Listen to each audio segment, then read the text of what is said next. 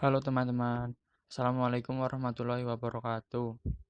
Perkenalkan, nama saya Adrian Rahman Nur Hafid dari kelas 1 BKIE NIM 2017101215. Perkembangan sejarah pemikiran Islam. Dalam sejarah perkembangan pemikiran Islam, pada mulanya tumbuh dan berkembang pemikiran rasional. Namun, kemudian berkembang pula pola pemikiran tradisional, yaitu pola pemahaman yang mengandalkan pemahaman para ulama masa lalu untuk menghadapi permasalahan-permasalahan yang dihadapi pada masanya. Peta pemikiran Islam.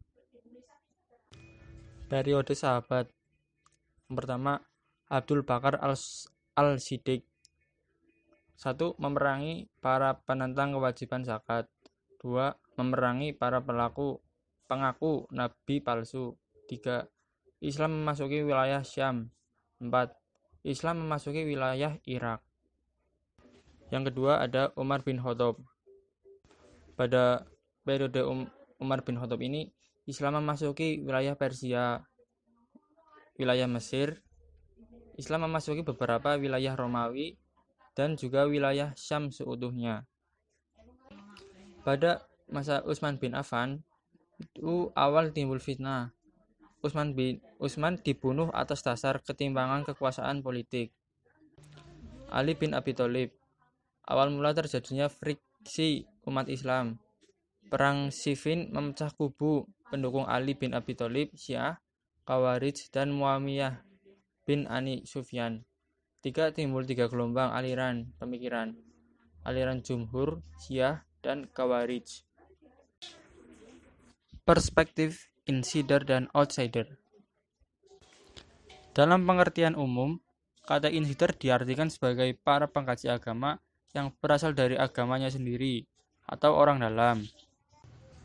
Sedangkan outsider adalah para pengkaji agama yang bukan penganut agamanya yang bersangkutan atau orang luar. Oleh karena itu, terjadi perdebatan dari kalangan ilmuwan, apakah dari kalangan insider maupun outsider dalam penilaian benar-benar objektif dan bisa dipertanggungjawabkan karena latar belakang dan alat historis yang melekat pada insider maupun outsider.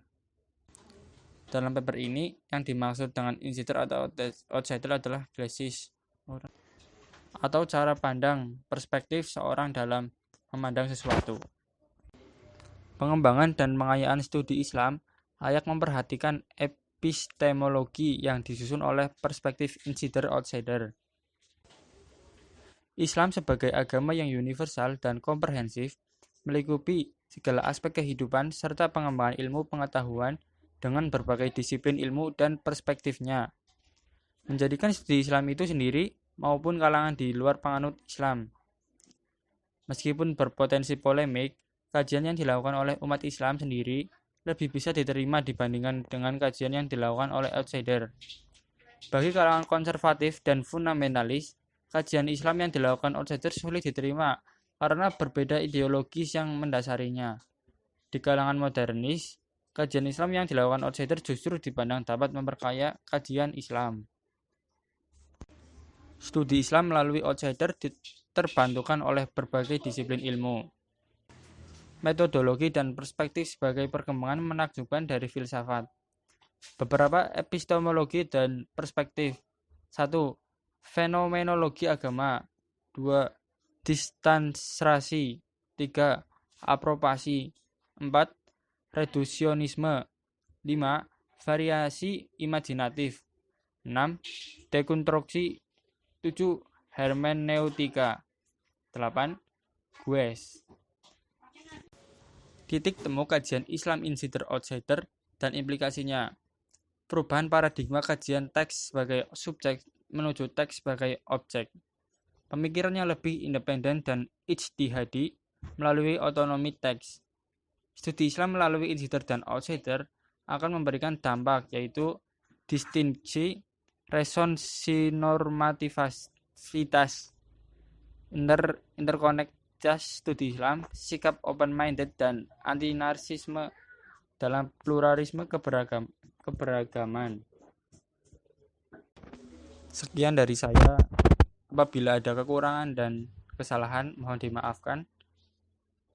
Terima kasih. Wassalamualaikum warahmatullahi wabarakatuh.